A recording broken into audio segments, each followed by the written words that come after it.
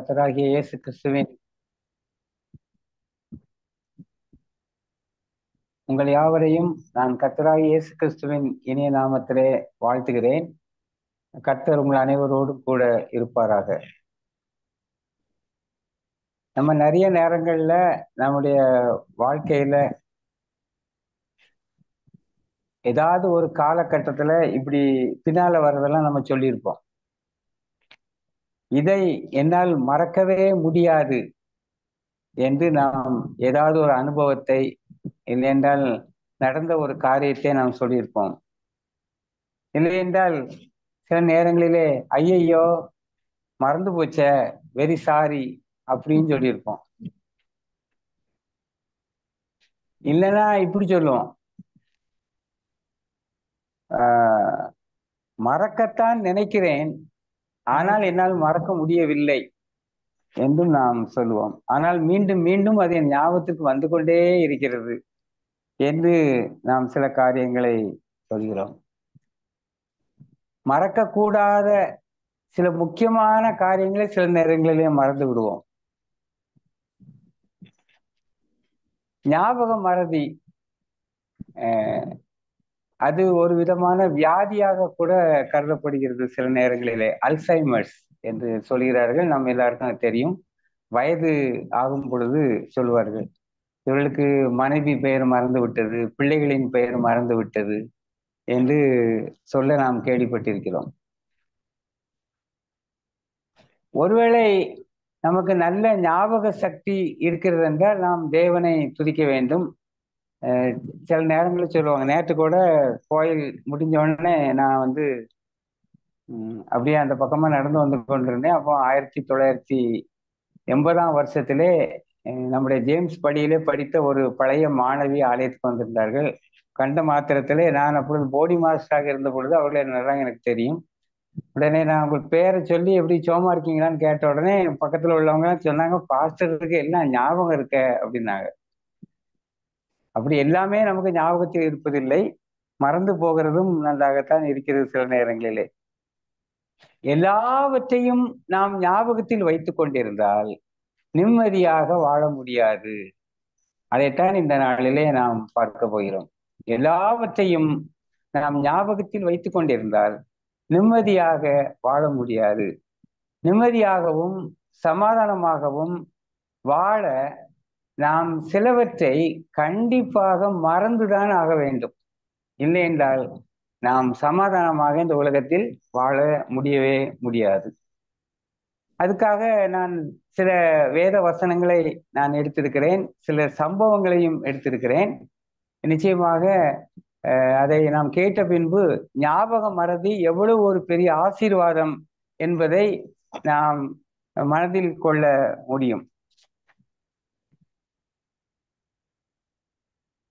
அநேக நேரங்களிலே நமக்கு இழைக்கப்பட்ட துரோகங்கள், அநியாயங்கள், நம்ம வாழ்க்கையில நடந்த கஷ்டமான காரியங்கள் நமக்கு மறக்க முடியாமல் இருக்கிறது. விசேஷமாக நமக்கு அப்படிப்பட்ட தீங்குகளை செய்த நபர்களை மறப்பதற்கு நாம் முயற்சி பண்ணினாலும் எப்படியாவது ஒரு வகையிலே அது வெளியே வந்து கொண்டே இருப்பதை நாம் பார்க்க முடிகிறது. ஒருவேளை பலரிடத்துல இதை பற்றி பேச முடியாவிட்டாலும் கணவன் மனைவியாக உட்கார்ந்து கொண்டிருக்கும் பொழுது திடீரென்று பேச்சு வரும் பொழுது எப்படியாவது அது வந்து விடுகிறது. கொஞ்ச நேரம் அதை குறித்து பேசிட்டு புலம்பிட்டு அதுக்கு பிறகு இதை நம்ம பேசிக்கிட்டே இருக்கோம், விட்டுருங்க அப்படின்னு நம்ம சொல்றோம். யோசேப்புக்கு நடைபெற்ற இன்னல்கள், துன்பங்கள் எல்லாம் நமக்கு சிறு வயது முதலே நாம் கற்றிருக்கிறோம். எல்லாருக்கும் அது நன்றாக தெரியும். சகோதரர்களால் அவனுக்கு செய்யப்பட்ட துரோகம் பெரிய துரோகம். நெஞ்சிலே கொஞ்சம் கூட ஈரம் இல்லாமல் குழியிலே தூக்கி போட்டு பின்னதாக அங்கிருந்து தூக்கி அவனை அடிமையாக விற்று போட்ட ஒரு அனுபவத்தை நாம் பார்க்கிறோம். அதை குறித்து பேசும் பொழுது அந்த சகோதரர்கள் சுமார் 20 ஆண்டுகள் கழித்து அந்த தானியம் கொள்ள போன இடத்திலே அவர்கள் ஒருவரோடு ஒருவர் பேசிக்கொள்ளும் பொழுது சொல்கிறார்கள், சிறுவன் நம்மை பார்த்து கெஞ்சி கேட்ட பொழுது அப்படிங்கிற ஒரு வார்த்தையை உபயோகிக்கிறாங்க. அப்படின்னா அதெல்லாம் நமக்கு ஆதியாகமத்துல முதல் பகுதியில எழுதப்படலை. அப்ப எவ்வளவு அவர் கெஞ்சிருப்பாரு என்று என்னால் யூகிக்க முடிகிறது. அதை கூட அவர்கள் பொருட்படுத்தாமல் அவனை விட்டு விட்டார்கள். ஆனால் சுமார் 20 வருடம் கழித்து அவர் சொன்ன ஒரு வார்த்தை ஆதியாகமம் 41வது அதிகாரம் 51ஆம் வசனத்திலே இருக்கிறது. ஆதியாகமம் 41வது அதிகாரம் 51வது வசனம். யோசேப்பு என் வருத்தம் யாவையும் என் தகப்பனுடைய குடும்பம் அனைத்தையும் நான் மறக்கும்படி தேவன் பண்ணினார் என்று சொல்லி, அவருக்கு இழைக்கப்பட்ட காரியத்தை மறப்பதற்கு சுமார் 20 ஆண்டுகளுக்கு மேல் பிடித்திருக்கிறது.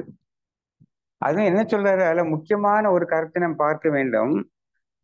அனைத்தையும் நான் மறக்கும்படி தேவன் பண்ணினார். தேவன் உதவி செய்திருக்கிறார்.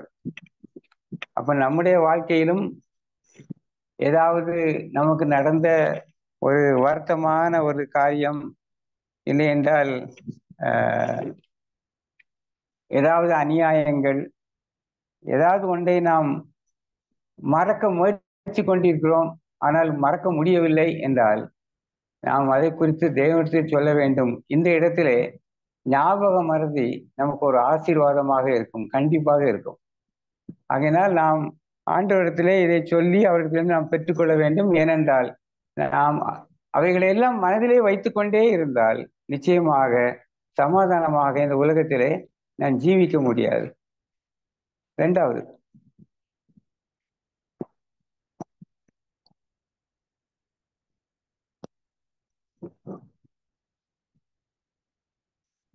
It's love it's love it's love that makes the world go round அப்படின்னு ஒரு சின்ன கோரஸ் ஒன்று பிள்ளைகள்லாம் பாடுவாங்க, நம்மளும் பாடுவோம் சில நேரங்களில். உங்களுக்கு தெரியும் நான் நினைக்கிறேன். அது அதே மாதிரி அந்த இடத்துல இட்ஸ் லவ்னு சொல்ற இடத்துல நம்முடைய ஞாபக மறதியினால் தான் உலகம் சுழலுகிறது என்று நாம் பாட வேண்டும் என்றால் பாடலாம், இல்லைன்றால் நினைத்துக் கொள்ளலாம். ஞாபக மறதி ஒன்று இல்லை என்றால் நீங்க கொஞ்சம் யோசித்து பாருங்க. நிறைய பேரோட முகம் கடுகடுப்பா இருக்கும், சிரிப்பு, புன்னகை இதெல்லாம் மறைஞ்சு போயிடும். நான் ஞாபகத்திலே வச்சுக்கிட்டு இருந்தோன்னா எரிச்சல் வரும், கோபம் வரும். என்ன நினைச்சு நினைச்சு நம்ம எரிச்சல் பட்டுக்கிட்டே இருப்போம். அப்போ ஞாபக மறதியினால்தான் இந்த உலகம் இன்னைக்கு சுழண்டு கொண்டு இருக்கிறது. யாரையும் நமக்கு ஏதாவது ஒரு பிரச்சனை நடந்துட்டா கூட நம்ம அதை மனசுல வைக்காம நம்ம அதை என்ன செய்யறோம், அவங்கள பார்த்து சிரிக்கிறோம், அவங்கள பார்த்து வணக்கம் சொல்றோம், அவங்ககிட்ட கொஞ்ச நேரம் உட்காந்து பேசுறோம். எப்படி முடியுது அப்படின்னா நம்மளால அதை அந்த பிரச்சனைகள் எல்லாம் மறந்து போறதுனால தான் அது முடியுது. சில நேரங்கள்ல வாக்குவாதங்கள் கூட நமக்கு வந்துடும். சில நேரங்கள்ல ஒருத்தரோட ஒருத்தர் நம்ம ஏதாவது ஒரு கருத்து வேறுபாடு காரணமாக, இந்த ஓய்வு நாள் பள்ளிக்கூடத்துலலாம் நான் நிறைய பார்த்துருக்கேன். சில நேரங்கள்ல காரசாரமா கருத்து வேறுபாடுகள் நிமித்தமாக ஒருத்தர் தாக்கிடுவாங்க. ஆனா பிறகு முடிஞ்சு போகும்போது பாத்தீங்கன்னா அவங்க தோல் மேல தோல் கை போட்டுக்கிட்டு அவங்க பாட்டுக்கு நடந்து போயிட்டு இருப்பாங்க. அதெல்லாம் பார்க்கறதுக்கு சந்தோஷமா இருக்கும் அந்த அனுபவங்கள்லாம் பார்க்கும்போது. எப்படி உலகம் சொல்லலுது, சரி அது அங்க நடந்துச்சு, இனிமே அதை கொண்டு போய் நம்ம வாழ்க்கைக்கு எடுத்துட்டு போய்கிட்டு இருக்க கூடாதுன்னு சொல்லி குப்பைன்னு சொல்லி தூர போட்டுட்டு அதை மறந்துட்டு நம்ம போறதுனாலதான் இன்னைக்கு உலகம் நல்ல முறையில சுழந்து கொண்டே இருக்கிறது. இது உங்களுக்கு நிறைய அனுபவம் இருக்கும். அப்படிலாம் எனக்கு நிறைய அனுபவம் இருக்கு.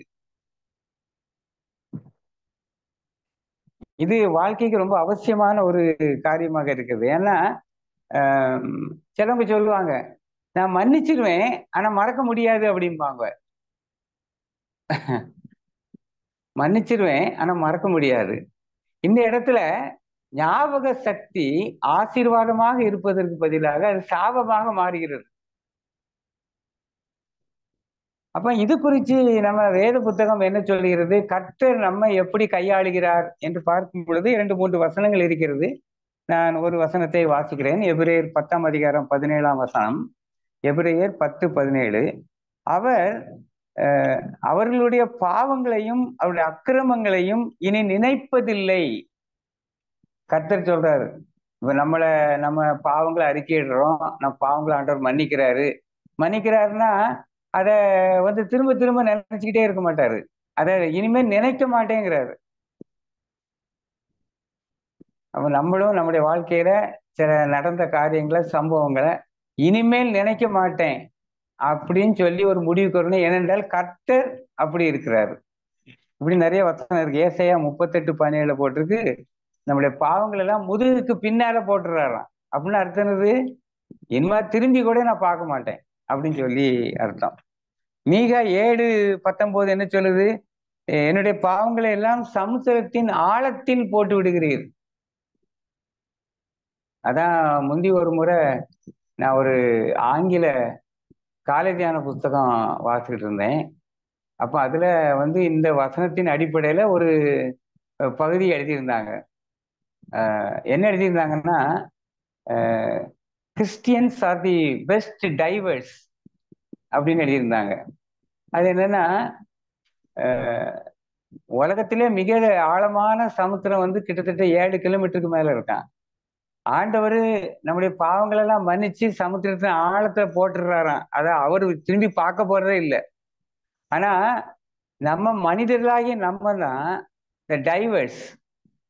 அந்த சமுத்திரத்தின் ஆழத்துக்குள்ள உள்ள வரைக்கும் போய் அந்த பாவத்தை அப்படி கண்டுபிடிச்சு எடுத்துட்டு அதை கடல் மட்டத்துக்கு மேல கொண்டு அதை வச்சு அதை விளக்கி துறக்கி, இதான் நீ செய்த பாவம், நீ செய்த தப்பு அப்படின்னு நம்ம சொல்லுவோமா ஆட்கள்கிட்ட.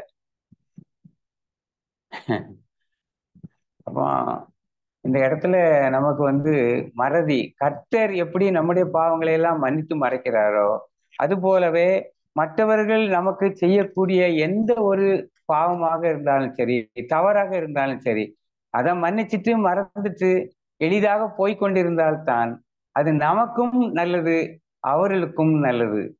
இல்லையென்றால் நாம் எப்பொழுதும் வாழ்க்கையிலே எரிச்சலோடும் கோபத்தோடும் மனசாந்தம் இல்லாமல் வாழ்ந்து கொண்டு இருக்க வேண்டிய சூழ்நிலை ஏற்படலாம். எனவே இதையும் நாம் கர்த்தரிடத்தில் தான் பெற்றுக்கொள்ள வேண்டும். ஆண்டவரே, உம்மிடத்தில் இருக்கக்கூடிய இந்த மறதியின் அனுபவம், அந்த சக்தி எனக்கும் வேண்டும் என்று நாம் கர்த்தரிடத்திலே பெற்றுக்கொள்ள வேண்டும். ஏனென்றால் கர்த்தர் நம்முடைய பாவங்களை எல்லாம் மன்னித்து சமுத்திரத்தின் ஆழத்தில் போட்டு விடுகிறார். அடுத்தது மூன்றாவது, நாம் ஆவிக்குரிய வாழ்க்கையில் முன்னேற வேண்டும் என்றால், நாம் ஆவிக்குரிய வாழ்க்கையில் முதிர்ச்சி அடைய வேண்டும் என்றால், பரலோக ராஜ்யம்தான் என்னுடைய லக்கு என்றால், நாம் நமக்கு பின்னானவைகளை மறக்க வேண்டும். அதே காலதியான புத்தகத்துல இன்னொன்னு எழுதியிருந்தாங்க. எத்தனை பேர் வீட்டுல டெய்லி வீட்டை பெருக்கி சேரி போட்டு பாட்டில்ல இது இத்தனாம் தேதி குப்பை, இது இத்தனாம் தேதி குப்பை அப்படி எழுதி வைக்கிறோமா யாராவது? நம்ம இல்ல. ஒருத்தர் வீட்லயும் அப்படி செய்ய மாட்டாங்க. பாட்டில போட்டு இன்னைக்கு வச்சுக்கிடுங்களேன், ஜூலை மாசம் 27ஆம் தேதி உள்ள குப்பை இது, இல்ல 1900 நான் பிறந்தது இந்த வருஷம், அதுக்கு பிறகு உள்ள குப்பையே என்கிட்ட இருக்குன்னோம் அப்படின்னு நம்ம யாரும் செய்யறது இல்லை. ஏன் செய்யறது இல்லை அப்படின்னா, அது குப்பைக்கு போகணும். அதைத்தான் பவுல் இன்னைக்கு நம்ம வாஸ்த வேத வசனத்தில் சொல்றாரு. அவரும் நீங்க பிலிப்பியர் எழுதின நிருபத்துக்கு நம்ம கவனத்தை திருப்புங்க. பிலிப்பியருக்கு எழுதின நிருபம் 11ஆம் வசனத்திலிருந்து நான் வாசிக்கிறேன். அவருக்காக எல்லாவற்றையும் நஷ்டம் என்று விட்டேன், குப்பையுமாக எண்ணுகிறேன்.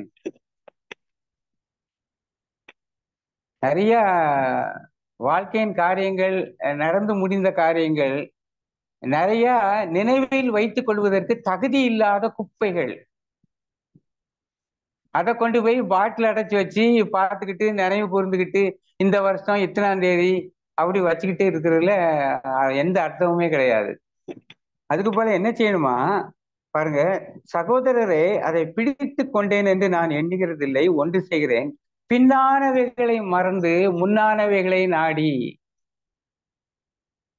கிறிஸ்து இயேசுவுக்குள் தேவன் அழைத்த பரம அழைப்பின் பந்தய பொருளுக்காக லக்கை நோக்கி தொடர்கிறேன். நம்முடைய லக்கு என்னது? பரலோகம். நம்முடைய லக்கு இந்த உலகத்தில் நாம் ஆவிக்குரிய வாழ்க்கையில் முதிர்ச்சி அடைய வேண்டும், பரிசுத்தம் மேல் பரிசுத்தம் அடைய வேண்டும். இதுதான் நம்முடைய ஆவிக்குரிய லக்கு. இந்த லக்கை நிறைவேற்ற வேண்டும் என்றால் பின்னான வாழ்க்கையிலே நடந்த குப்பைகளை மறந்து முன்னானவைகளை நாடி நாம் தொடர்ந்து போய்கொண்டே இருக்க வேண்டும். அப்படி நாம் செய்தால் நிச்சயமாக பரலோக ராஜ்யத்திலே நமக்கு இடம் உண்டு. எனவே நாம் இந்த வேத வசனங்களின் அடிப்படையில் பார்க்கும் பொழுது ஞாபக சக்தி என்பது எவ்வளவு பெரிய ஆசீர்வாதமோ, அது போலவே ஞாபக மறதி என்பதும் ஒரு பெரிய ஆசீர்வாதம். அதை கர்த்தர் நம் அனைவருக்கும் தந்து ஆசீர்வதித்து வழிநடத்துவாராக. ஆமென். ஆமென். நல்ல ஒரு பிரசங்கம். நம்ம பாஸ்டரோட பிரசங்கத்தை பிடிக்காதவங்க யாருமே இருக்க மாட்டாங்க. முத்தா 3 கருத்து தான், அதுக்கு மேல இருக்காது.